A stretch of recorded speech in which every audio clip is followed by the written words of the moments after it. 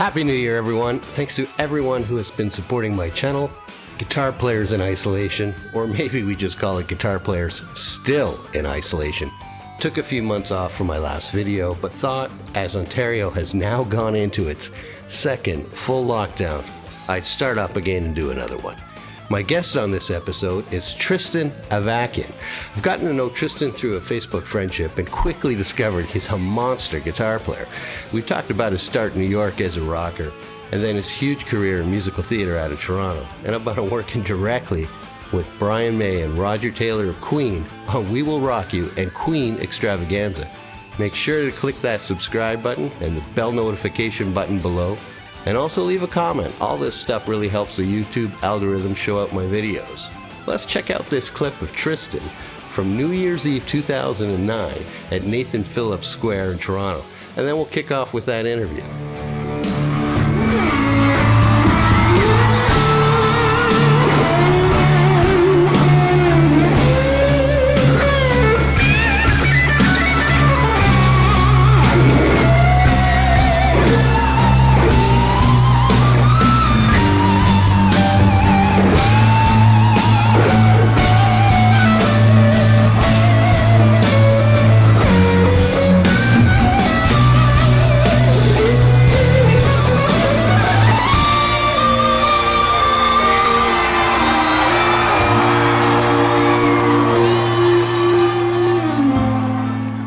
Tristan, how are you?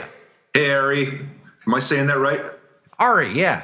Arie, okay. I want to say it like Arie. Yeah, that's okay. It was kind of cool. One of my most recent interviews a couple months ago, I took a break, I guess, was with Ariel Posen. So that was kind of cool because it spells it exactly the same, but sticks an L at the end, and last name starts with a P. So I've, I ordered one of his T-shirts that have AP because it's my initials. I guess that's a little cheesy. So how have you been? Let's black it out with electrical tape. I'm good. Like the topic is guitar players in isolation, and I'm very much that. So I think I can speak to that. Yeah, I can certainly speak to that. Both of those things. I started this thing kind of on the first lockdown, which was last March. And I guess I got up to about 22 or 23 interviews and took a little break because life threw me a curve and kind of ran out of time to do this, but that's okay. Some of my very first ones were with Gino Del Sol, who was a good friend of yours, and Sil Simone. Another one, yeah. Monster players. Both of those guys we talked about because they've done a lot of musical theater, and they got the work because of you. So you're kind of you're the king of musical theater. So we'll get into that. We'll go deep into that. But what I thought I'd like to do is just kind of start off with kind of stuff you've been doing most recently. And most recently, you started up a group here on Facebook, which is just amazing. You call it the Woodshed. It's a musician's practice and motivational support group. So why don't you talk a little bit about that? Because it's a unique thing. You have kind of strict rules. I mean, there's some liberties that are being taken, but you're trying to really create something to help us practice. Well, the parameters it's very hard to stay motivated right now because there's no gigs, and I'm over invested in live performance, musical theater, and there's also a band that I play with that we'll probably get into later. Yeah, for sure. And that's all flatlined, obviously. And the upside is that now there's a great opportunity to address the deficiencies in our playing and knowledge, things that have always bothered me. And the thing about musical theater is that it's really the closest thing to a steady job that there is in music. Unless you're under contract with Cirque du Soleil or something, it's pretty predictable. And it's easy to say to yourself, well, I worked. And it can make you very lazy. So I've had a lot of time to work on address deficiencies in my playing, but also not a lot of motivation. When you have a gig, there's built-in motivation. Sure. It's in theater, you get the book and you have to learn it, or else you're going to have egg on your face in front of everybody's going to know that you're the guy who didn't prepare. And that's the same for any professional engagement. There's it's if you don't know your shit. Pardon my French. It's just going to be painfully obvious to everybody. So you've got motivation. Right now, there's no motivation. I just found myself with no wind in my sails. Right. And no accountability. It's the goalposts, right? And this is a way for us to set goalposts for ourselves. The initial concept was, I'm going to post what I'm going to work on today, but then I have to do it. And later on, I have to post a video of me doing it and as proof.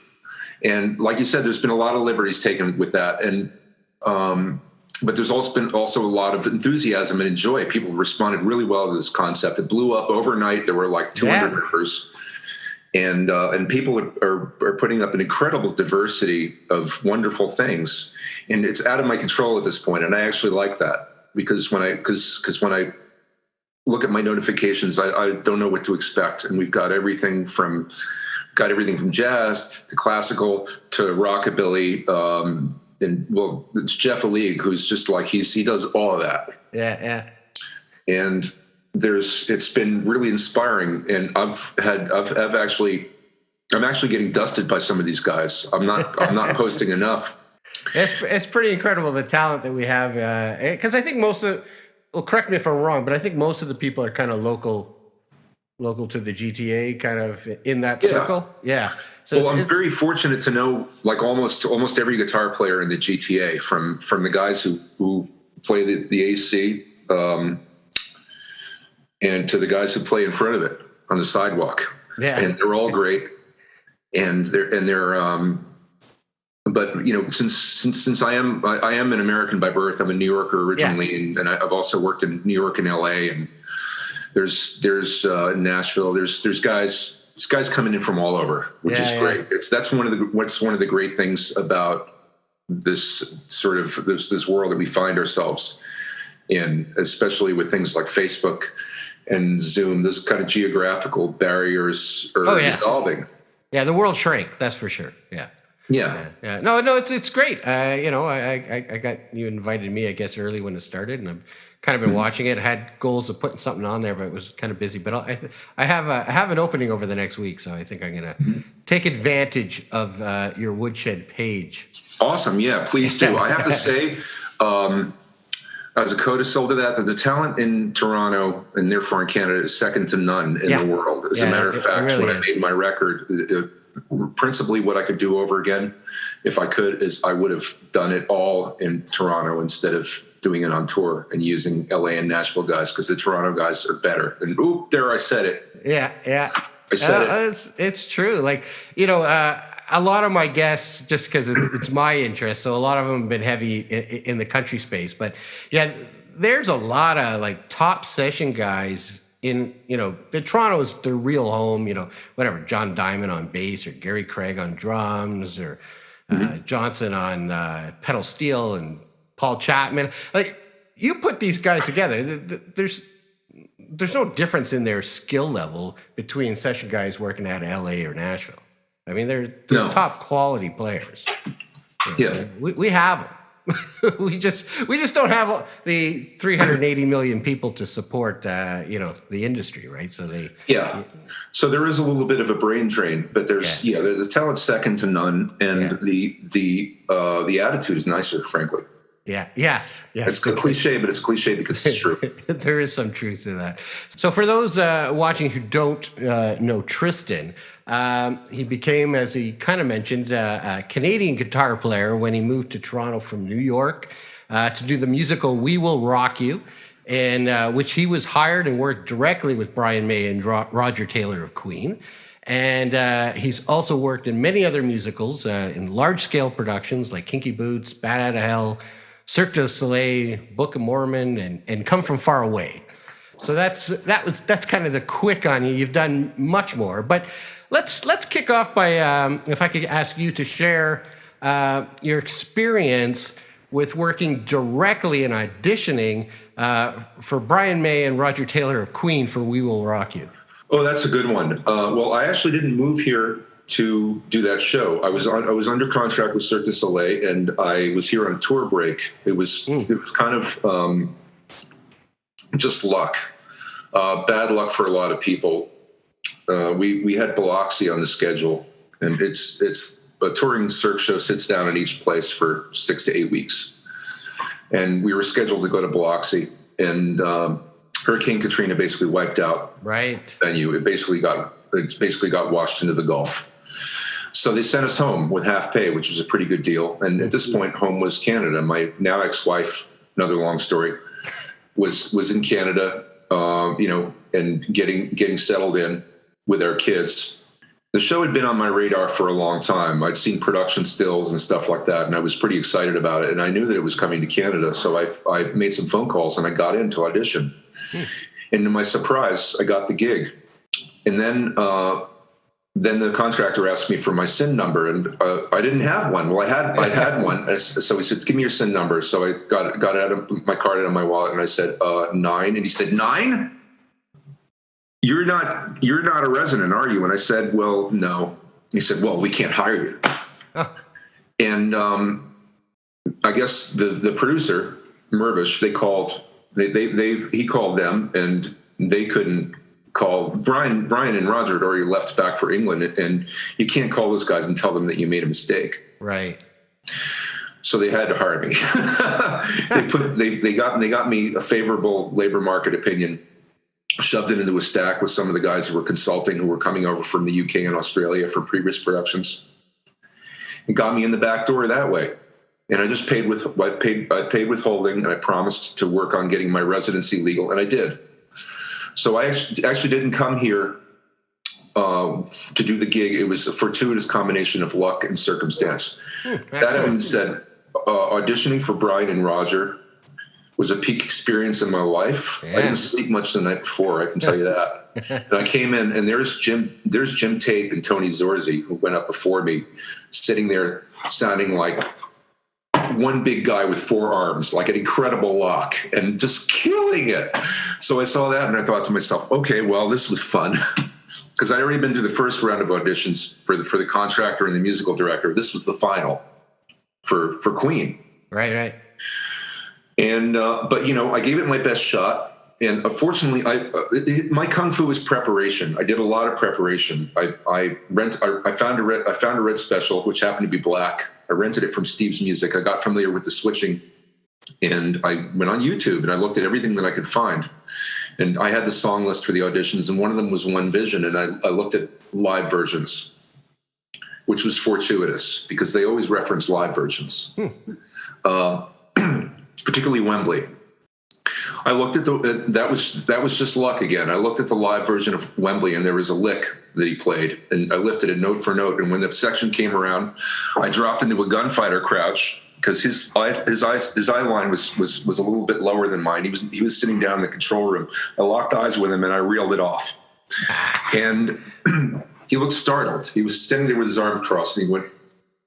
And he smiled, and I thought to myself, okay, I got you. That's great. But even then, I still didn't think I had it because I heard Jim and Tony. I was like, there's no way. I was as surprised as anybody.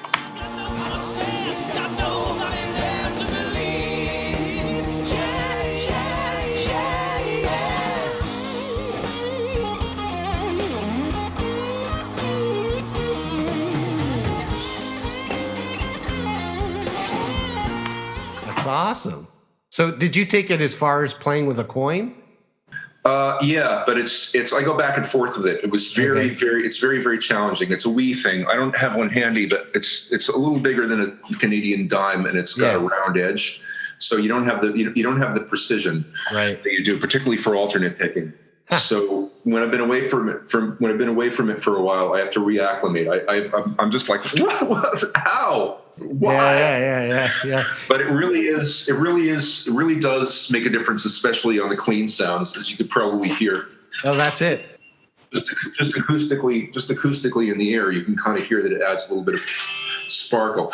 Yeah. I did do a series of videos on my YouTube channel, youtube.com/Tristan Avakian, one word, where I talk about this guitar, which I custom made by a luthier in Mexico City.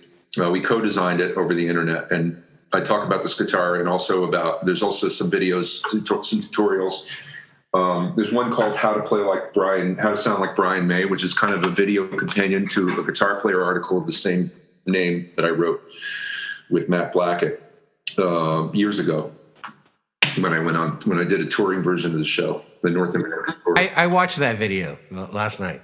Cool. Yeah, so it was pretty cool. I kind of like the you were talking about the technique that it looks like he's finger tapping, but he's not. But he kind of uses his this kind of his thumb and finger to pick the notes as a change of tone. Yeah, that was kind of a neat thing you brought up. It's something he does a lot, especially when he's working out things quietly. Like which we had the opportunity to work together in the band loft, because the band is not in the pit; they're in a loft above the stage, which is revealed on occasion. Like the string comes up, and we're the mystical power of rock behind the scenes. We're like the mystic mainspring behind the scenes. That's kind of the theatrical function of the band. Wow, and it's amazing. we actually worked things out, which was another like red letter day, like white light experience. Incredible. Yeah, you mentioned too, because I guess because of the coin, because of the serrating on the edges, that you get a bit of a brighter tone, but that he backs off, I guess the treble on the guitar to make up for the higher treble given by the coin. So that's stuff I don't think I've ever heard on interviews with Brian May. So that was really cool that you. Let's talk about it a bit, but since I've got a lot of experience with the real rig, being able to use a modeler, I know how it's supposed to sound and I know how it's supposed to react. And if there's a lot of gain, the guitar itself, the pickups are wired in series, and he usually uses these two together. So it's really like more like a humbucker. Behaves more like a humbucker than single coils. It's hot. Yeah. And the amp is hot too. Basically, the modification is he just has all the tone circuitry. The tone circuitry is reductive, so he has all the tone circuitry taken out of the Vox. So it's just like plugging your dick into a light socket. And then there's the treble booster, which is adding 35 dB of gain. I mean, something ridiculous. Wow, and 35? The whole system is very responsive. It responds to everything you do, including changes from the volume control, picking dynamics, what you pick with, where you pick. It's very, very dynamic, which is why, and also the guitar itself with the switching is very versatile, which is why that's the only thing he needs. That's all he needs. I mean, he's got some bells and whistles live that Pete runs for him, the tech, but he doesn't even need that. The guy could just do the whole gig with one guitar and his treble booster and AC30, and it would sound like Queen. He's got a unique sound, that's for sure. He's one of those few that we always say that you can recognize it's him, just on a couple notes, right? And you were just hearing him. Basically, a lot of guys, like I said in the Guitar Player magazine article and also in the companion video, a lot of guys get hung up on the peripherals. They get hung up on the gear, and basically all the gear does is make him louder. Yeah, that's good. I like just hearing him louder. Yeah. He's made very considered choices because he is a scientist. Yeah. But he's got a sound in mind that he aims at. So really, the most important thing for tone production is next to your hands is your ears, and also what's in between them, your brain. Yeah. Like if you have an idea of what you want, then all your choices tend toward that point on the horizon. It's incredible. Wow, what an experience, man. And then we'll get into I guess the Queen Extravaganza. We'll stay consistent. We'll talk about that now. So Queen Extravaganza was kind of something Roger Taylor kind of organized as the ultimate Queen tribute. What was really cool about that was the singer Marc Martel, who I guess you're currently working in kind of the new version. Yeah, there you go. Right. Yeah. What's it called? Ultimate Queen Celebration. Ultimate Queen Celebration. Doesn't sound like what it is. I know Queen Extravaganza too. It's like it's ooh. Yeah, so I mean, for those that don't know, I mean, I think a lot of people know. I wear trousers for that. Marc Martel his voice is basically identical to Freddie Mercury. So identical that in the movie Bohemian Rhapsody, they used him when they couldn't get Freddie Mercury stems to incorporate into the movie. So that's how friggin' incredible the guy is. So you're not technically playing now, but you've done a couple videos here and there. Talk about the Queen Extravaganza, and then later working directly with Marc Martel on his work.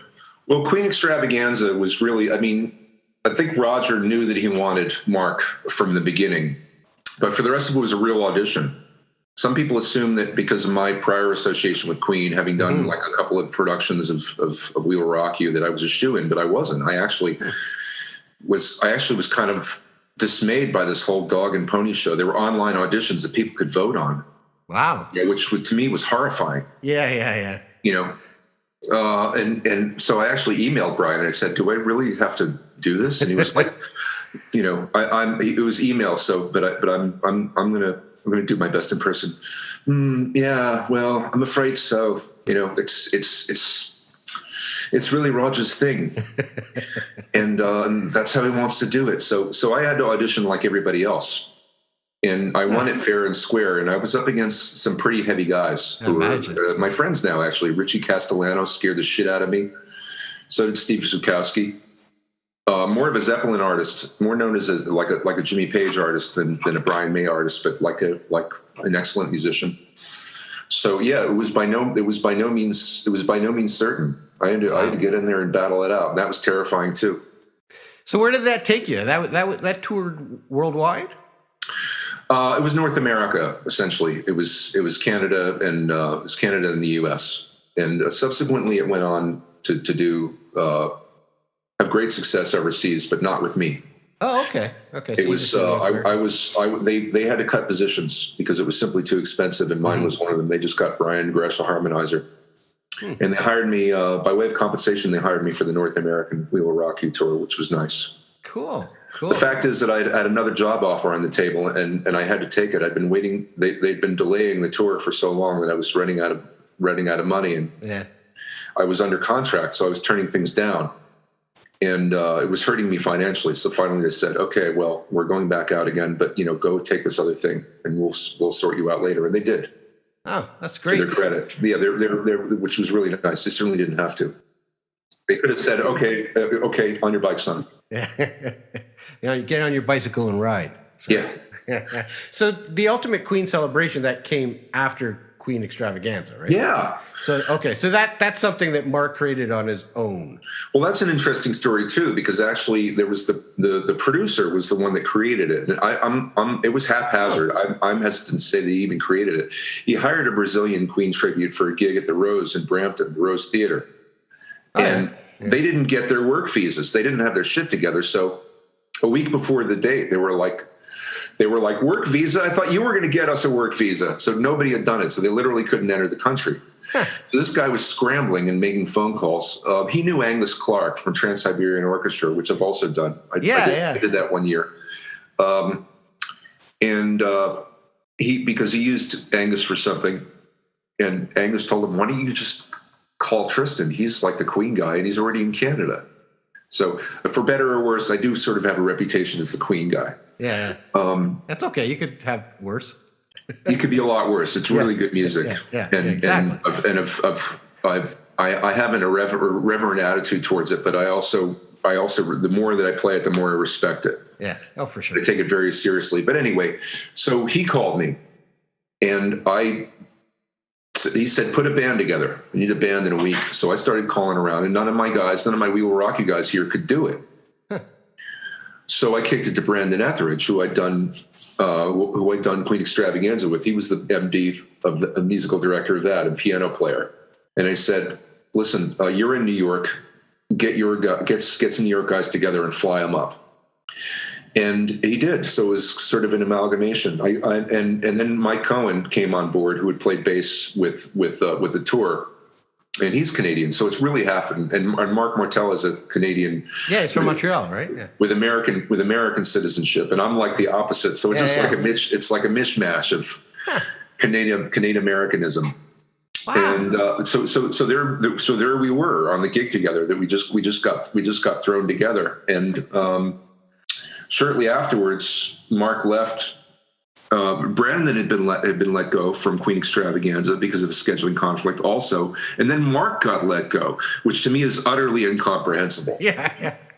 People started Queen Extravaganza fans were really going to see Marc, and they actually a lot of them asked for their money back. So the three of us wound up together in this thing together again, and it was fantastic. It was like old home week because we're already friends, and it's the trifecta, man. It's great guys, great music. I would have never guessed that. And good bread. Yeah, because the voice on Bohemian Rhapsody, puts together a band because somebody canceled at a gig in Brampton. It was just one of those things. It was total serendipity. Everybody always makes fun of Brampton, so maybe that's the one star of Brampton. Well, I wish we would play locally more, actually, because there's a huge. Because I think we would do great. There's when everybody loves that music. Extravaganza played the Queen Elizabeth Theater. We sold it out 2 nights, and we could have sold it out for a week. But tribute acts are afraid to play Toronto for some reason. I think it's really more something that happens in the outer boroughs. Yeah, because Toronto people are too cool to see a tribute or something. Anyway, that guy has just a mind-boggling voice. He freaks everybody out. Yeah, because it's just so close. Including Queen. Yeah, he freaks everybody out, including Queen. It's too close. Yeah, he freaks me out. I mean, he does a couple of things solo at the piano, and I still watch it every night. Yeah. It must be a thrill to play beside that, and listen, it must be a thrill for other guys to play with you. So it all works out. And he's a solid guy too. Like all the way through. There's no bullshit in him. He's Canadian.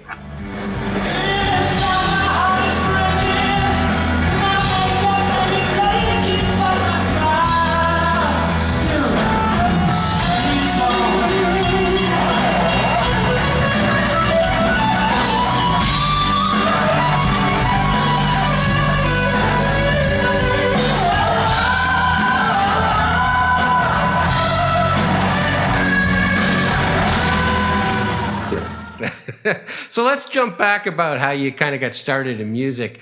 I did a little bit of research and was truly blown away by your family tree. I guess we'd call it that.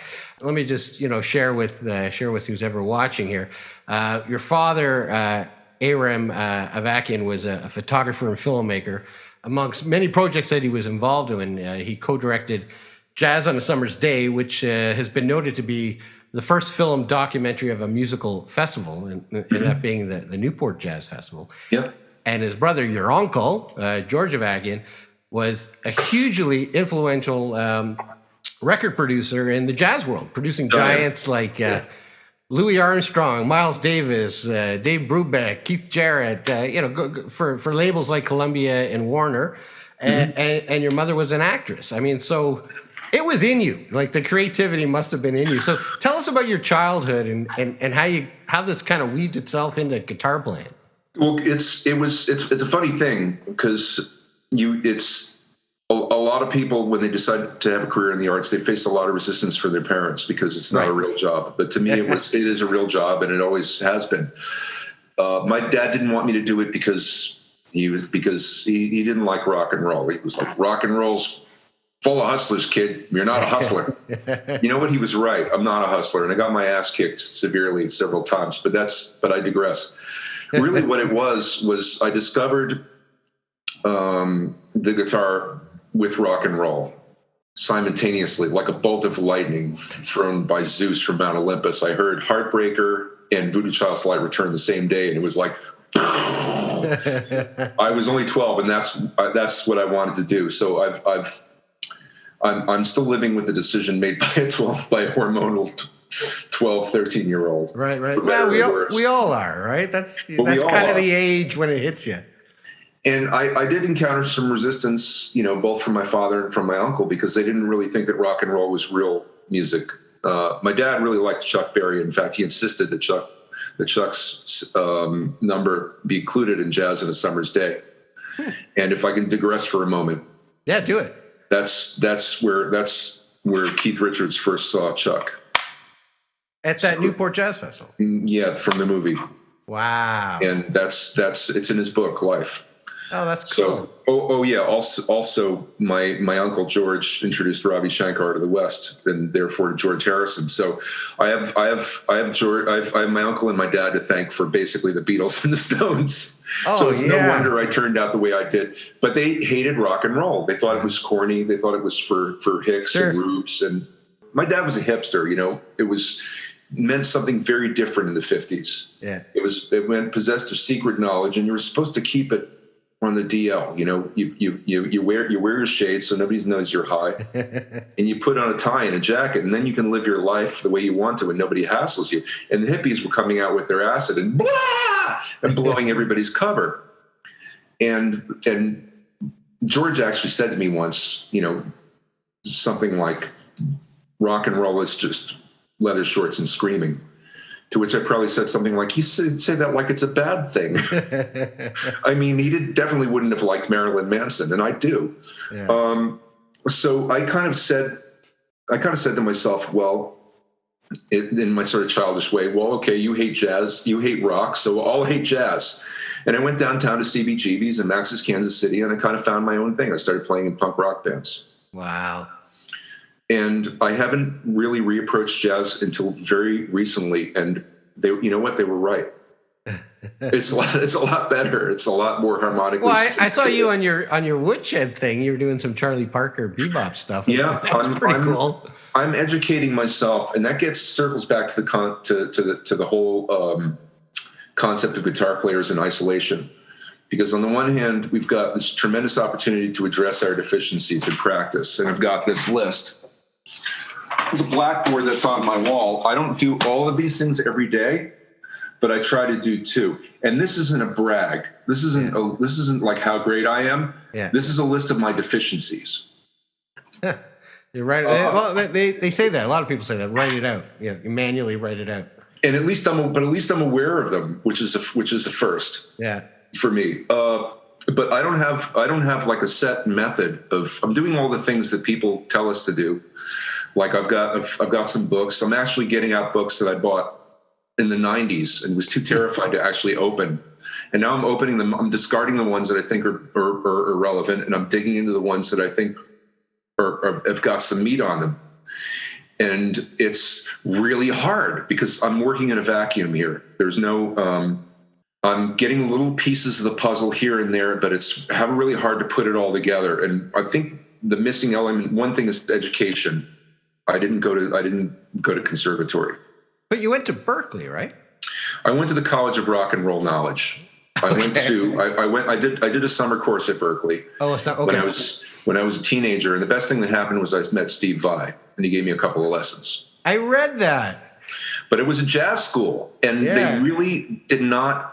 They also took a dim view of rock. So once again, I rebelled. I was like, "Well, screw you," because I found my thing, and this is it. And you know what? I was not wrong, because when you listen to the guys that I was into, like Richie Blackmore, there's a lot of vocabulary and harmonic sophistication and roots in jazz. A lot of those guys had roots in jazz. Sure. Like he's basically Django Reinhardt through a Marshall. There's a lot of jazz in Jimmy too. I mean, all those drummers were jazz drummers.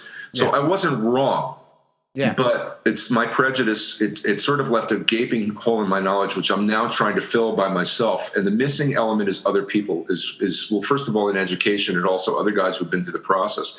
But fortunately, I've got an ally in Gino Del Sol. He's very charitable to say that he's my sub. I've subbed for him on things too. It's like a mutual, a mutual thing. And I would probably sub for Sil, but I'm not good enough. Yeah, he's amazing. One of the missing things is playing with other guys. Yes. And he's actually gone to Humber. So what we're going to do is we're going to get together once a week and put together a little duo and a repertoire of standards.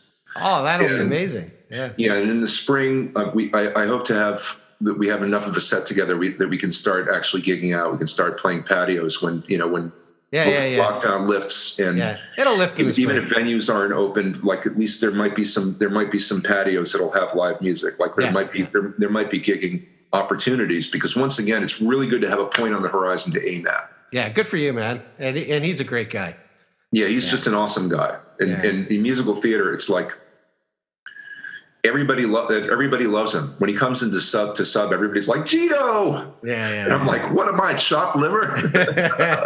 So tell us a little bit about your experience learning directly from Steve Vai. He basically, I was playing Star Spangled Banner through my little practice amp with a big muff and an electric mistress, and just going hog wild with the whammy bar on my Strat. And he put in one of the dorm rooms, and he poked his head in. Oh, so wait a minute. So he was a legit teacher there at the time, right? No, he wasn't a teacher. He was a student. Oh, okay. He was 18. I was 16. He was a couple years ahead of me. Oh shit, you're older than I think you are. But I was aware of him. I was like, oh, because I had seen him actually play in concert with this ensemble called Winter, and everybody in the school knew who he was. He was already a sensation. When Winter played in the auditorium, there would be a bunch of guitar geeks lined up at the door, elbowing each other. And when they opened the doors, we ran pell-mell down the aisle to sit right in the front on his side of the stage. That's awesome. So the guy was already a star. This was kind of just before Zappa? I went into his place. He wasn't in the dorms. He was across the street sharing an apartment, probably with 18 guys. Yeah. And in his room, there was a big Day-Glo poster of Hendrix and a big Day-Glo poster of Zappa and a music stand. And on the music stand was Black Page number 2. Oh, shit. He was auditioning through the mail. It's a famous story now. Yes, yeah, I've heard He sent that it back one, at like some ridiculous metronome tempo on a cassette that blew Zappa away. The notes were almost indistinguishable from each other. Yeah. He took the title of the piece and made it a reality. And but even then, he still wouldn't let him play. He made him transcribe for a year. But that's which is very I've heard that. Zen. But that was my experience with Steve. He basically just showed me the modes. And he gave me some exercises to get my hands working together and showed me how to play and made me play with the metronome. And he sent me to the library to listen to Holdsworth because I was bitching about jazz. And he was like, oh, no problem. Just go to the library and listen. There's this record called Tony Williams' Lifetime Believe It. Go listen to that. So I did. That was my introduction to Holdsworth. That's an amazing story. Yeah. Yeah, it is. Wow. That is cool. How about another cool story? Tell me about your involvement with the band Red Dawn. I was kind of looking at that. Oh. And that was put together by David Rosenthal. And for those who don't know, David, he's played with the Who's Who, Mm-hmm. But one thing he's done consistently for quite a while, he's been Billy Joel's right-hand man, his main keyboard player for years. The piano man's piano man. Yeah. So, yeah. I mean, come on. I think you got to be pretty good to get that gig. So he's incredible. He's an incredible musician. Yeah. Tell us about when that happened. And well, I'd worked on a record with him by a protege of Cyndi Lauper's ex-manager. She was going to be the new Cyndi Lauper on Sony, and that didn't work out. I don't think her record sold that well. But in the meantime, we made this connection. So he got it. He got a really solid connection with a big promoter in Japan from touring over there with Rainbow. And he got a deal. So I ended up in this band with most of Rainbow. That's pretty cool. It was basically Rainbow except for me and the singer, who was incredible. Like this guy, Larry Baud. Yeah. It was just ridiculous, like Coverdale level singer. Awesome. And we did a record and I got some writing on it. And I still, it was a long time ago, but it's probably the best I've ever played on record. At the time I was practicing I really decided to up my game, and I was practicing about 8 hours a day. And so my chops were up, and I was playing with guys at a very high level. They're all ridiculous players. Yeah. And there were some numbers that are just like, the first number, Flying High, which was one of my co-writes. I actually wrote most of it except for the instrumental, except from some of the instrumental, the solo sections.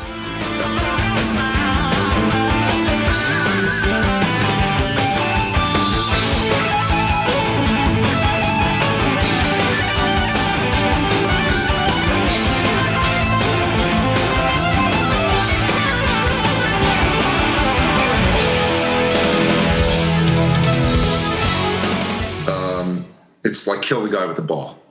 It's just it's just heavy players. So it was. I still get correspondence about that from around the globe, particularly in places like Italy and Greece, where they still really appreciate melodic rock and AOR, because it's very much mired in that style. We were oblivious to what was happening in Seattle, and we got wiped out like 99% of the industry. Okay. Everybody got blindsided by that tsunami. So this was like early 90s, I guess. Yeah, and we didn't know we didn't know the thing was dead yet. So, but it's equal to or superior to, in terms of playing, to anything that came out in that area. It was just a little late. Yeah. But yeah, I still get people asking me to, can you show me that lick? That's great. So do you still stay connected with David? No, I haven't talked to him in years. We sort of had a falling out because I wanted to change direction and reflect more of what was going on. Yeah. Actually going on at the time. And I was sick of being sneered at. And I also, I'd played CBGBs. I knew what punk rock was. I saw Richard Hell and the Voidoids, as far away from you as this computer, like at CBGBs. I'd gotten drunk I'd gotten high with Johnny Thunders. I'd gotten drunk with Johnny Ramone. I mean, that was when I was a kid, that was the sea in which I swam. Yeah. So I was like, shit, man, I know what this is. I've got this weapon in my arsenal. Let me wield it. And he wasn't having any of it. Yeah. But I did get to tell him later on, hey man, thanks for bringing me in. It was an amazing experience. It was the best I've ever been recorded. It's the best I've ever played. And Excellent. Thank you. Even though it was kind of a power struggle. And it ended up, it ended up in a sort of acrimonious manner. Okay. I'm still very grateful to him. And I got to see him and Chuck and Greg years later when Billy came up to Toronto. That's cool. I got front row center at the AC, which was incredible. Which tour was that? Do you remember? Was it the Bridge? It was the Piano Men tour with Elton John. Oh, okay. Yeah. I saw him a few times, but one time, it was a cool story. I mean, it's not about me, but anyway, Billy Joel has this childhood thing in me. Even though I'm a guitar player, I think he was maybe one of the guys who got me sucked into music, But years ago, I think it was the Bridge tour. The true story about Billy Joel, he gets one of his guys to go up in the higher seats. It's true. Yeah, it's true. So that happened to us. So my sister was... He pulled your sister? He pulled my sister, and then my sister vouched for us and pulled us all the way down. Oh, good. Our whole family got marched. I gotta say, Billy, if you're watching, it's a little douchey. Yeah. Well, it's anyway, a little bit douchey. He marched our whole family. We sat in the front, and there was a tune. I don't know what tune it was, but it's a tune where he plays the accordion on it, and he gets the accordion on. He's front center. He's obviously not at the piano. And me and my dad yell at the top of our lungs, Hava Nagila. And he kicks into it. The band kicks into it. Oh, that's amazing. I'll never forget it. That's so fun. I turned around, looked, you see the whole fucking arena. And he's playing. That's amazing. And he took our request. So yeah, that's my Billy Joel story for the rest of my life. That's incredible. Yeah. And the thing that he does, I was sitting there in the middle with my now ex-wife, front row center. We looked to our right, and it was all gorgeous girls from their late teens to early 20s, all blonde, like little mini Christy Brinkley's. Yeah, because he gets them hand selected. And then we look to our left, and it's all guys of the same description. And then later on, we figured that out. That's Elton's side of the stage. He saw what Billy was doing, and he had his guys go up and do the same thing, just pull all the hot-looking dudes to the front. So it was like Saudi Arabia. It was like church in Saudi Arabia with the separation, except that everybody was really hot. That's funny. It was just the most hilarious thing. So did Biohazard? Did that follow Red Dawn, or was that before? Was that before or after? That was some years later. I'd always been a fan, and I literally answered an ad in the Village Voice. Okay. And I sent them a demo. One of them was one of my originals. I just stripped out the vocal. And I got a phone call, and it's this guy. He goes, "Does this sound familiar?" I'm like, "That's my riff. Who's this?" "It's Evan from Biohazard." And I couldn't believe it. He was like, "We got your demo on a heavy rotation in the bus. We want you to come down and audition." So I did, and I didn't get the gig. Because it's kind of obvious that I don't really fit in. It's like I'm not as buff. Like you can make two of me out of one of them. I don't have like enough ink, and I'm not hardcore. I don't have hardcore cred. Yeah. But later on, the guy that they did get bowed out, and his replacement wasn't cutting it in the studio. So I went in the studio. Okay, so your involvement was just on Uncivilization, just on the I went in the studio actually while they were mixing. The producer said, "This record needs some love. You need to call this guy and get him in." So I came in, and while they were mixing in one room, I was recording in another, and we were doing an assembly line, and I did all the leads in 2 days. Wow. And a lot of effects too. There's a lot of stuff on there that's very Adrian Belew, kind of almost unrecognizable as guitar. And they let me do it because they didn't have any choice. They couldn't needle dick me or hang over my shoulder. So I did whatever I wanted, and it was really fun. That's cool. I mean, it's not my cup of tea, but I respect it. And then later, the guy couldn't cut it live either. He couldn't do what I did. So they brought me in to give him lessons, which I did. Oh wow. And then I wound up touring with them. Actually, they so you wound did. up letting Okay, him you go, did play and I wound up doing some festivals with them in Europe. Eventually, very cool. Eventually, I left because I had a baby on the way, and I just couldn't see myself in a van for $750 a week. Yeah. I had to, and that's when I started getting into musical theater, which is the opposite end of the spectrum. Yeah, to that for sure. So George, your uncle, he lived a really long life. I mean, I understand your dad passed away some time ago. But did George get to see, and did you ever, like, what was his thoughts of like something like Biohazard? We didn't really talk about music after that conversation, but the only other conversation I had with him was we were watching Brian May on the Queen's Silver Jubilee on the TV. We were watching him on the roof of Buckingham Palace playing God Save the Queen. Wow. And he said to me, "You know that guy?" I said, Yeah, I know that guy. He's a friend of yours? And I said, yeah, he's hired me for a few things. And he was like, oh. And that was the closest thing that I've ever gotten to validation. It took Brian May on the roof of Buckingham freaking Palace playing God Save the Queen for the Queen for him to acknowledge that I had accomplished anything. And, I have no doubt that he loved me. Yeah. And he was proud of me, but it was hard to impress the man. He kept his cards close. Yeah, it was hard to impress him for good reason. When you look at his resume, that's what it took. That's what it took. So I like a lot of my guests, I kind of do a little search on one of my favorite sites, but it needs a little bit of work still. All Music is where they kind of list credits. Mm-hmm. So I'm curious if you did a lot of. We talked about you did some studio stuff with Biohazard, but you got some interesting credits when I pull that up. I see you with Mariah Carey, Beth Hart, and Rosie O'Donnell. I can't remember Hart or Rosie O'Donnell. I got to look at that myself. All right, forget that. So let's talk about Mariah Carey. I did play on a Lauryn Hill thing, which was featured on a Rosie O'Donnell record. Okay. It was a cover. I forget the tune. I think it was a cover of Little Drummer Boy. It was like a Christmas record. I worked with Lauryn Hill for about a year, and I did a lot of recording, but I think that was the only thing that was released. As far as the Mariah Carey thing goes, I got a call at the last minute because, once again, they were mixing. And the producer said, who was mixing, said, basically, what the fuck is this? It's a Journey song, and there's no guitar. And Mariah was like, well, I hate guitar. So that's why there's no guitar, and that's why there's not going to be any guitar. She didn't like anything that was in her frequency range. Yeah.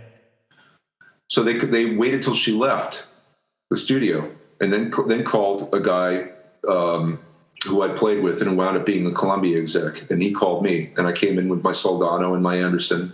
And I heard it, and I immediately knew what to do. It was tuned down a half step. Yeah.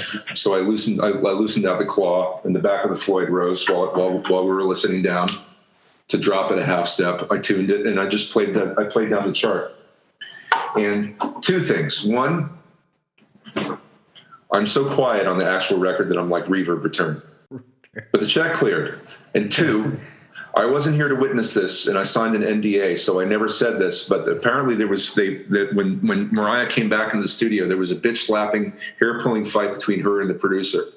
It spilled out into the street in front of Sony Studios, now defunct. Because there was guitar on it. Because there was guitar on it, and I'm responsible for that, which is a point of pride. Actually, it's one of my proudest achievements. Cheers.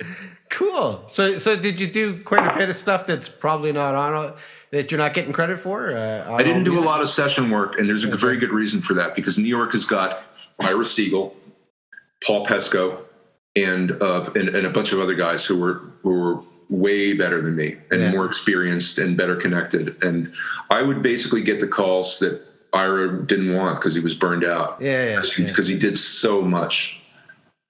That was in the days of radio registry, which was something the union had. It was that you had to be on. You paid to be on it, but you were on a list, right? And I was way down the list. Yeah. So when I got the call, I would go in there and sweat it out and hope that nobody noticed that I didn't know how to read a chart. But it was like I was basically getting leftovers. That's all right. Well, that's a cool story. You know, I really don't. I wouldn't fret that Mariah is going to watch the interview. So I think we're safe. It was a long time ago, and who cares? Sue me. Let's talk about the TSO there, Trans-Siberian Orchestra. Let's talk about Joel Hoekstra. Is that how you pronounce his last name? Yeah. Hoekstra. So Joel's been part of Night Ranger and Whitesnake, and then he played with the TSO. And I'm assuming I read that you subbed in a little bit for Night Ranger. And, we have weirdly parallel careers. We first met in New York in I think it was the second musical that I was in after Hedwig. There was a show called Love Janis, which is based on Janis Joplin's letters to her sister. And Joel had been brought in by. There were two Janices in the show, a singing Janis and a narrating Janis who read the letters. And the singing Janis was this incredible blues singer from Chicago who basically brought her whole band. It was Joel's first gig in New York. He was already an incredible player. And I knew the drummer. So the drummer suggested me as a sub. So I started subbing for Joel. And we've had weirdly parallel careers over the years because we both got involved and continued to be involved in musical theater and rock. So, I subbed for him in Night Ranger. We were both in, he's still in Trans-Siberian Orchestra, but we were both in Trans-Siberian at different times. I wound up basically impersonating him in Rock of Ages in the Toronto production. Okay. And we're still great friends to this day. Oh, that's great. I'm not as focused on melodic rock and metal as he is. He's like an incredible virtuoso of that. Yeah. And by no means is it the only thing that he does. But I've kind of stepped back from that in part because of him, because he does it so well that almost nobody else even has to do it. And also because I find that there are other things that interest me now, like songwriting and. Sure. Yeah, we're gonna get into As Waters shortly. Mm-hmm. Yeah, because that was kind of a segue, but there's a couple other things I wanted to ask. So I reached out to Gino and just kind of mentioned that I'm going to be talking to you. And with regards to Night Ranger, he asked me to ask you about the time you were, and I don't even know the answer to this. He just said, ask him about the time he was stuck in the airport in North Carolina for subbing in for Night Ranger. Geez, I can't remember. I guess it's been mercifully blotted out from my memory. But I think it was. I think probably I had to call him up at the last minute to sub in. Oh, that's it. That's the whole story. Yeah, that's happened a few times. That's one of the dangers of that's one of the dangers of subbing out to do a fly-in. Yeah. It can be a really tricky business. And Joel used to do it too. Actually, when he was working on Broadway and playing with Night Ranger, like he would try to get back to New York in time to do a matinee, and that's insane. Yeah. You can do that in the States, but in Canada, when you have to cross a border, and compounded by the flight delays that are now like a regular feature of air travel, or were when there was such a thing. It's an incredibly risky thing to do. So that's probably, I can't really remember. It was probably something like that. Here I was thinking it was going to be some hilarious story or something. I don't know. No, I don't really have a lot of hilarious stories about Night Ranger. Night Ranger was amazing. It was an amazing experience and high pressure and exhilarating to be on stage playing at that level with those guys. But I was like the red shirt in Star Trek, you know? I was like Lieutenant somebody, you know. It was really obvious that it was their thing, and I was a temporary, like, necessary evil. So you played together with Syl Simone in Rock of Ages. Yes, they were like guitar 1 and guitar 2, which is ridiculous because he's guitar 1 in any room that he's in. Yeah, he's a great guy too. Anyway, Syl was kind of mentioning to me that he recalled it being pretty funny that. preparing for the show, I guess costume, and they kind of get you guys hooked up, and he was digging his. He thought he had the cool one, but he thought yours was a bit ridiculous, and you were feeling a little bit awkward. I didn't like the wig. The wig lady didn't know how to cut rock hair. It was I had to explain layering to her, and I had to show her a picture of George Lynch because it was all one length. I looked like a Swedish death metal guy. The only thing I was missing was corpse paint because it was all one length. And I was like, this ain't it. And it was one of those things where I got into a heated argument about something that I thought was important. You know what I mean? It's like, this ain't it. You need to do your research. Yeah. That's cool. The actual outfit I didn't mind so much. I have to tell you, the clothes, the set, everything was like very familiar to me because I played. I wasn't in LA at the time, but I was in New York, and I played the Cat Club and places like that, were the New York equivalent. And I would walk in and look at when I walked in on the first day and looked around the set. I was like, "Yep, this is about right." Oh, that's cool. This sure takes me back.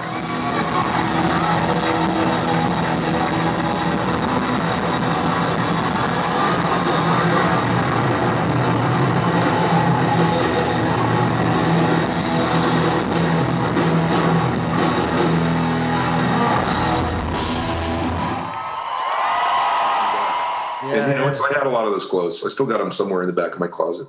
So yeah, Sil was telling me when I think way back in the interview I did with him when we were talking about Rock of Ages, it was kind of before Fractal. So you guys were actually playing through 5150s. We were playing through 5150s, and that's a funny story because my sound was weak and anemic, and I didn't know why. And then I looked at my wireless pack, and it said minus 13 dB. It said, "Hey man, this thing's cutting signal." I was compensating by turning up the preamp gain on the amp, but we all know that if you aren't hitting the amp hard, it doesn't respond properly. You can get saturation by turning up the preamp gain, but it's weak. It's weak sauce because the post gain, like the power amp section, ain't working. Right. So I said, well, I took it to the MD, and he said, "Well, what do you want to do?" And I said, "Well, we got to change it." And the sound guy, Jamie, lost his mind because here's the thing: after the creatives go home, particularly when there's a show that's successful on Broadway and it comes to Toronto, the creatives come up from Broadway. They take you through the previews, through the whole build up through previews. Then they leave, and you can't change anything. You're not. I wasn't allowed to change. You're not allowed to change a knob on your amp. Wow. Without consulting the creatives, which opens up a whole can of worms. So this guy, the sound guy, freaked the fuck out. And I honestly, Jamie and I get along fine now, but we've had a couple of blow-ups over that stuff because he's got a lot on his plate. Yeah. He's got a lot of responsibility. It's not just when I did another video about this on YouTube, which is called Musical Theater for Rock Guitarists. It's not about you. Yeah, sure. Yeah, and the sound guy in particular has got a lot on his plate. He's mixing a lot of stuff, including a bunch of singers. Right. And he doesn't want anything to change. So I was stuck with it for the rest of the run. Oh, and my dressing room upstairs at the Royal Alex was number 13, and I just put a minus sign in front of it. That was kind of like my little in joke. Minus 13 dB room. Yeah, what we value as guitarists and what in the musical theater world, what they value are two very different things. Yeah. So let's talk about. I think I mentioned it just slightly a little while ago, but now that we've got more into it and the people listening kind of get more appreciation for what you've done, let's talk a little bit about the difference between being a pit musician in a musical theater and then being in a show like We Will Rock You or Rock of Ages or even Come Far Away, where you're Come From Away. Come From Away, yeah. Come From Far Away. That's the sci-fi version. Come From Away. Yeah. You're on the stage a lot with the actors in those instead of being kind of underground. Talk a little bit about that if you can. Well, I addressed that in my video too, like at length. But there's things that musicians are usually unaware of and might be uncomfortable with. You're being the reason you're being hired is because if you're on stage, one of the reasons you're hired is because you look the part. Yeah. And you have the visual vocabulary as well as the musical vocabulary. But you're not the star.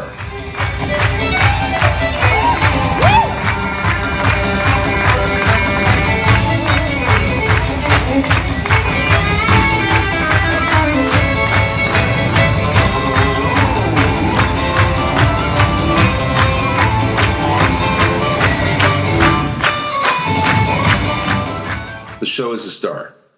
And if you start thinking you're the star, or even worse, acting like it, you're done. So you got to make a mental adjustment. You're acting. And there's going to be a lot of things that you might not be comfortable with. You might not like. You might not like your wig. You might not like your costume. You might not like your stage directions. Deal with it. It's just deal with it. Think of the paycheck. The paycheck is steady, and nobody's trying to dick you out of it, which is one thing that, even though a show like that looks and feels a lot like rock and roll, that's one of the principal differences. One of the good ones is that nobody's trying to dick you out of your paycheck. And nobody's got any excuses. It comes the same. It's the same one every week, and it's got the same number on it. So yeah, if you have a beef or if you feel unappreciated, just think of the paycheck and smile and enjoy it. Rock of Ages actually was, like I said, it was very they got a lot of stuff right. And also I got to do a lot of things that I would have happily been done for free, like drop F-bombs, gyrate with strippers, and knock out the singer. I got to knock out the singer. So what shows did you do that you were kind of underground, like a pit guy? Subsequently, I've moved into a bunch of those as well. Book of Mormon is probably my favorite. Oh, God, that was funny. I only did it for 2.5 months because it was a tour. Okay. And Zorzi did it when it came back. But there were lines in it that cracked me up every night. That was every such a night. good... I think the one that really got me was, I am the doctor. I can't remember. There was just so much in it. I can't recall it. I mean, Yeah, obviously you saw it many times. Well, I didn't see it, but I heard it. Yeah, right. Because I was under the stage, not on it. Yeah. But there was some great humor in that. Punchline always got me. That was really well done. I have maggots in my scrotum. Let me see. Kinky Boots, that was a pit gig. Okay. The Bodyguard and Out of Hell we were literally under the stage in the trap room because there were risers in the pit. They were doing stagecraft. So I think in the Bodyguard it was the big moment in I Will Always Love You. She goes up into the air. So, and the same thing with Bat Out of Hell was even more insane. I think they crashed a car into a pit at the end of Act 1. And they had a bunch of swings come up dressed as musicians, like shaking their fists and stuff. So do you have a preference being in the pit or being part of the They're different things, because being on stage, you have to have a lot of discipline. This is also addressed in my video. You have to be absolutely quiet because the audience can hear you and the actors can hear you, and you can throw them off or distract them, even if the actors can't hear you. But you can, if you're using acoustic instruments and there's open mics around you, there can be mic bleed. Mm-hmm. So you can't fiddle around. There can't be any noises, no clunks, bumps. All guitar changes have to be smooth and absolutely silent. Wow. And with staging, you really have to know the staging. You can't be in the wrong place at the wrong time, or somebody could even get hurt. So there's additional demands on you, but you're compensated for that. There's an extra bump on your check. Yeah. With pit gigs, like a lot of especially like with a silent pit with no mics, there's a lot of goofing around. There's a lot of camaraderie. Cool. There's particularly memorable one was Bat Out of Hell, because the conductor was British and very much of a wag, and he would have these parlor games that he'd play, like we would pass a sentence around the room and everybody would add a word. And those got really involved and dirty and hilarious. And for the Bodyguard, there was one sequence that was on tape while the killer is killing I forget the name of the main character. It's Whitney, basically. Yeah. The stalker is killing Whitney's sister. And there's a very intense percussion-heavy sequence that's all pre-recorded. We didn't play it because a lot of it's, I guess, done on a computer, and it sounds that way. So I would get up and dance. And sometimes it got quite macabre. Like I think on the Mexican Day of the Dead, I had a big Mexican hat. I'd done a cruise. This is all underground, right? I was subbing for Gino. Yeah, this is all underground, out of sight of the audience. I think Gino was on a cruise with Gino was on a cruise with Rock of Ages, so I was covering for him. And I'd done a gig, and I'd done one of the cruises, one of the Journey cruises in Cancun or something, and I brought back this giant Mexican hat. It's a joke. I don't know how I got it into my luggage, but I wore that, and I put on a devil mask, and I wore that hat, and I threw it on the ground, and I did a dance like a hat dance, like around it. Oh my God! And Camilleri, who has gone on to become one of the contractors in Toronto, he's never called me for a gig. I wonder why. He just turned around at me after I got back to my seat, and it was like, "Man, you are really out." That's hilarious. That's a good story. So in 2016, you released a solo project. We touched on it just briefly, called As Waters. So that was kind of the name of the album, and it was the name of yourself. You kind of sort of did. I kind of did a Saint Vincent. Yeah. Or let me see. What's another good example? Prince. Bon Iver. Yeah, it's all the kids are doing it. Yeah. And I kind of flipped through because you had it on. It was Reverb Nation. Yeah, something like that, or Bandcamp, no, it wasn't Bandcamp. Anyway, doesn't matter. So I listened to some of it, and it's pretty amazing stuff. Like it's not one song sounds like the other. It's like a whole bunch of stuff. There's it's folky, orchestral, dramatic. I mean, that was a lot of work. I was kind of reading about it. I mean, this took some time for you to put these together and record it was a lot of work, and it was hard to do because a lot of it, like you said, it was the orchestral stuff in particular. It really, I realized later that it really needed to be conducted. But since I'd written it and recorded it on the road while I was out with We'll Rock You, I had to do it piecemeal. And I actually had to create a lot of that rubato con voce stuff in the computer and with time stretching by taking elements that had been recorded, sometimes in my absence. I create a string arrangement and send it to the producer, and he would call a Nashville guy who would record it. And I actually had to create a lot of the dynamics and timing, meter and tempo changes in Logic, which was very challenging. Wow. And it's the reason it's so diverse, I think, is because, well, first of all, I was kind of sick of playing rock, and particularly metal. So the guitar on it is very understated. It's like really more like something Leonard Cohen or Bob Dylan. Well, most of it's acoustic, if not all, right? Yeah. And I had an acoustic on the road with me, and that's what I practiced with. It was a little, it was a Godin motif, which is, it's got a full-size classical neck but a small body. So I wound up writing most of the stuff on that. And I have to give a shout out to Godin right now, actually. Cool, let's do it. They're Canadian. Yes. They're an amazing company. Their guitars are very high quality. They're Canadian made. They're reasonably priced. And the best thing about them is that they make anything that I could possibly want. When I get a show and I look at the book and I listen to the recording, I try to figure out what I need. If I don't have it, I just get it from them, because the only company that's as diverse as far as their lineup goes is maybe Ibanez, and I don't like Ibanez. So classical, steel. I don't even know what that tuning is, but this has got a very high quality internal microphone and preamp. It sounds absolutely gorgeous. Let me see. I've got about 12 of them. There's only 3 of them in the room right now. But like, I needed an arch top for the big band stuff in Book of Mormon. So here it is, the Fifth Avenue. Wow, that's They beautiful. sent me this thing with this gorgeous flamed cedar top. Yeah, that's nice. And it's basically like an ES, like a Gibson ES. I guess 150 or whatever. Yeah. it's a jazz box, and it's like, as far as quality goes, stuff is indistinguishable from any of the big names.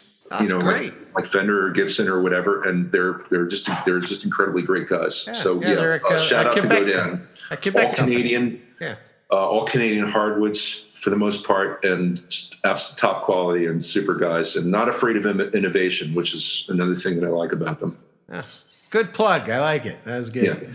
Yeah. You had a ton of heavyweights too on the As Waters project. I'll just rhyme some of that off for everybody. The producer was Gary Gold, and his resume includes Smokey Robinson, Josh Stone, Stevie Wonder. Victor Krause played bass. That's, awesome guy. Allison's brother, and also plays with Lyle Lovett. Yeah, that's right. And Petri Corpella was with Josh Corbin, and incredible percussionist. Yeah, and Mike Walden was with Martina McBride. So and you kind of recorded between L.A. and Nashville. So this was pretty intense project. It was, and it's Pete and Victor was particularly nice. He was like, "Wow, we don't get to do this kind of stuff every day," because it was Nashville is kind of like there's kind of like this demo mill where these guys just go in their car like all day from one demo session to another. Yeah, the top guys. It gets to be a little bit of a grind, and a lot of the stuff is tied to a loop, especially now with like Bro Country and stuff. So these were demanding recording sessions that involved, like I said, shifting meter and tempo, and were very ambitious. And some of the songs we were trying to get like Frank Sinatra, Nelson Riddle Orchestra in Studio A in East West. We were like the soundstage. We were trying to get that vibe, on a budget, and it was very challenging. And Victor actually really dug it, and so did Pete. But Pete was out in LA doing a lot of soundtrack stuff, so he was more used to left field. Like I want this to sound like a line of drummers going into, like on the eve of a battle, like trying to terrify the enemy. I was doing acoustic music, but I wanted some of it to be barbaric and tough sounding and terrifying. I wanted acoustic music that was, but like almost like medieval, like as dark and as heavy as anything by Nine Inch Nails. And he really got it, because he'd done like a lot of cinematic work where they're going for stuff like that. That doesn't always happen. A lot of times when you're dealing with session guys, you're looking to guys that they're looking to get in and get out with the least amount of effort. Sure. Yeah. I totally get it, because I am a musician and I have done some session work. Yeah. It's a job. It's a job. Yeah. But a lot of the times what I wound up doing was just taking what I was going, okay, play what you want. And then I would take it later and I would move stuff around. That having been said, I like hiring guitar players, because particularly if they do something that's like a complementary discipline, something that I don't do, because it surprises me. Mm-hmm. Very cool. Well, there's a lot that I don't do. You mentioned kind of the dramatic parts that you wanted. When I was kind of listening to it, a lot of the songs really evoked kind of a picture and images when I was listening to it. And I was just wondering, to me, it seemed like it would lend itself really well to, sync licensing kind of stuff. Did you get any of that stuff involved in movie scores? Or the trouble is with that is that because it's story, a lot of the songs were highly specific, and they're like a little movie in themselves. Like Arlington, right? Yeah. For example, is so specific that the only movie that would work for would be a movie that is written around that song. And with sync licensing, and this is one of my pet peeves, okay?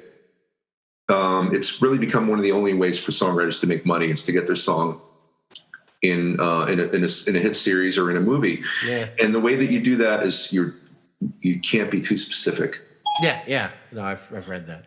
And it's because otherwise you'll draw too much attention away from the narrative, and and rightly so, because otherwise it would be odd. It'd be like, what the hell if you drop Arlington into a movie with its own narrative arc, with its own character arc and narrative thrust, you'd be like dropping a different movie into the movie, and it's like, what the fuck is this? Yeah. So maybe this is the day that I finally forget her.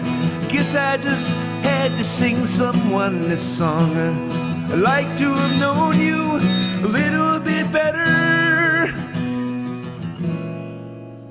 But I guess I'll be moving along. Oh, I guess I'll be moving along. So I didn't really make that much. Unfortunately, I didn't really make that much headway with music supervisors. I would love to be a music supervisor, and I would love to write stuff, songs like bespoke for movies. But really, as a song, my advice to any songwriter that's looking to get sync licensing is go for atmosphere, not narrative. Yeah. And what was going on was the songs were very specific to what was going on in my life at the time, which was it's a breakup album. It's like Blood on the Tracks, and it's very confessional, almost uncomfortably so, and highly specific. It doesn't lend itself well. It's not background music. Yeah. Anyway, I liked it. Thank you. You're the guy. No, but I could just hear these really cool influences. I mean, there's a lot of Beatles in there too. It's all over the shop. Yeah, there's a psychedelic era. There's a Revolver era Beatles thing called Open Sky. There's Elizabethan Lay. There was one tune on there that I picked up. Just you did an interview with an older record producer. There's a bossa. I mean, it's the bossa nova one. But there was one. Arlington is a Civil War era ballad. I mean, it's really all over the map. There was a tune, I can't remember the name, and I didn't write it down. I should have. But it wasn't listed on the record. But you played it in this interview, and it was really kind of Beatles style, and it was really cool. Oh, Kieran. That's it. Yeah. It's a secret track. That's why I couldn't find it on the actual album. It's a secret track for a number of reasons. It's because, well, first, for one thing, the nature of that relationship was secret. Did I mention that I'm divorced? Yeah, a few times. Okay. Yeah, the nature of the relationship that spawned it was clandestine, and also the song, as you mentioned, it sounded a lot like the Beatles. In fact, it's actionable. It may be. It's actionable. It's okay. Actually I didn't want to say that. Yeah, it's actually a cross between "Don't Let Me Down." Oh, okay. I'll have to listen to it again. But it was like it hit me right there. Whoa. Yeah, this guy's it's like a cross between "She's a Rainbow" and "Don't Let Me Down." So I'd have the Stones and the Beatles lawyers after me. Nice. But the way I look at it is, I mean, if they care, they're perfectly happy. They're perfectly welcome to have 50% of nothing. Yeah, exactly.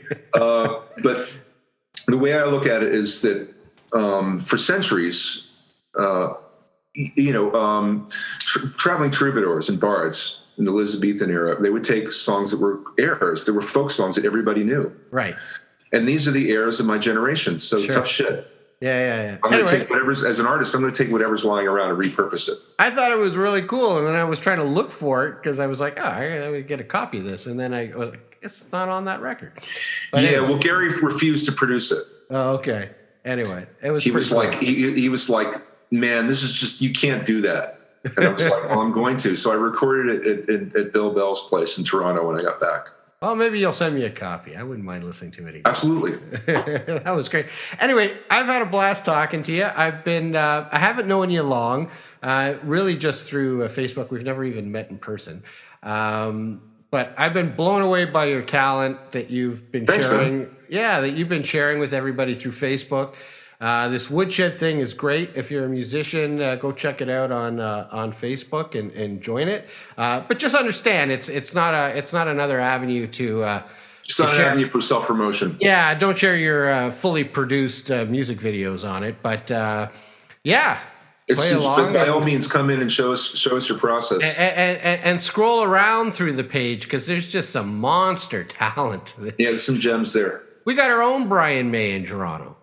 I know. Yeah, he's great too, and he's an awesome guy. He's a fan of this channel. He's always commented on interviews. But yeah, he just posted a really beautiful kind of bossa nova classical kind of thing just the other day that was mind blowing. Yeah. Yeah, there's so many monumental players here, and I'm really honored that you asked me to do this. No, that's been great. Usually I end the interview and we talk a little bit about gear, but you did that already. So and unless there's some other guitar you want to show off as your favorite, sure. Maybe we could end there. I don't know about my favorite, but this one's kind of unique. It looks like an Ibanez gem, right? Yeah, exactly. It's not. Wrong. Well, the light's glary. Okay. Oh, it's a Tristan. Yeah, it's a Tristan. This is kind of a funny story. This was hanging in a pawn shop in Akron when I was on tour with the North American tour of Rock of Ages. Actually, just the body was. It was $75, and there was already a cheap Floyd Rose knockoff on it. So the guy I was hanging out with was a luthier, so I bought it and I handed it to him and said, "See what you can do with it." Well, he found this neck on eBay. It fit like a glove. He actually sent me a picture of him holding it up by the neck without even being bolted in. Yeah, those are great when it does that. It might have come out of the same factory, and he got a decal done for the headstock and the Ibanez font. So that's kind of fun. I wanted basically an impossible Ibanez because I don't like the gem neck. It's a little too thin for me. I get it, but I've got big hands and I want a little more substance. This is still a very shallow C, but it's not like wizard thin.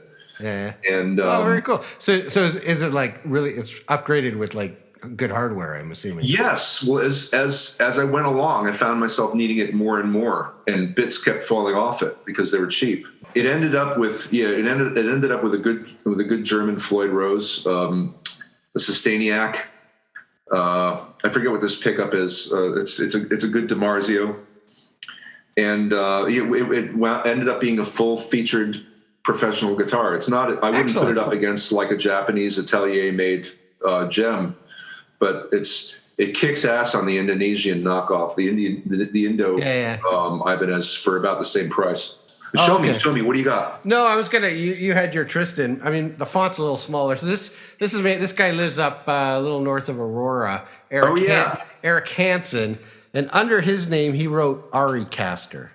Awesome. Yeah, I don't think I was ego enough to ask him to do that. I think he did it. It's a real fun thing to do. Yeah, but I wanted a Buck Owens guitar, so he. Wow. Yeah, look at that. That is a good looking guitar, man. And then the binding and the sparkle. Yeah, he did it with just a single binding, which at first I'm like, man, why didn't you do it with double binding? And I'm like, oh, this is actually kind of cool. So it looks like it's got a little bit of a marble effect in the binding.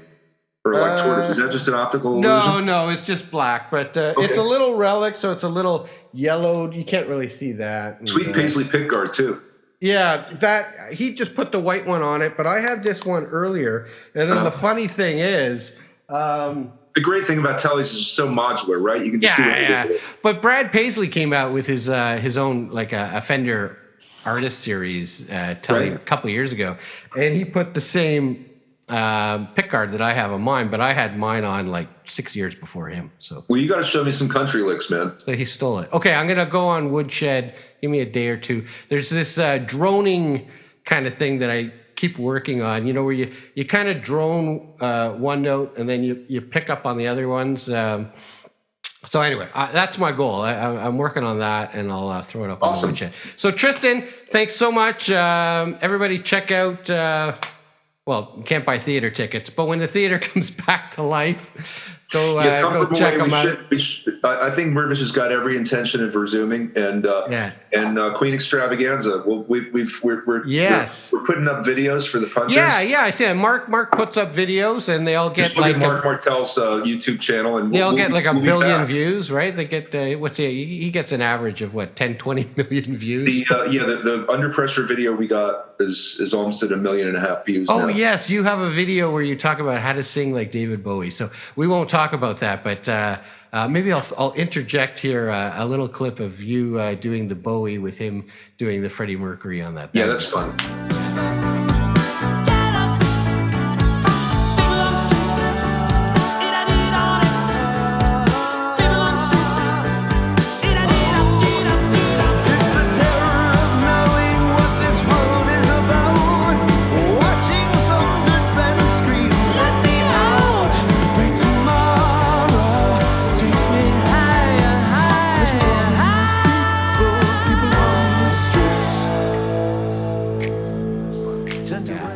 and on that, and I'll leave you with this. You got to look up. There is, I can't remember the female artist. Damn, but I'll put it up as a word here. Willie Nelson and this other artist, Sharon something like that. They do Under Pressure. Really? It's incredible. I love Willie. I got to see that. Yeah, that's look it unlikely. up. That's unlikely, but it's just Google Under Pressure Willie Nelson. It'll come up. Right, All right, man. Take care. Thanks a lot. Thank you.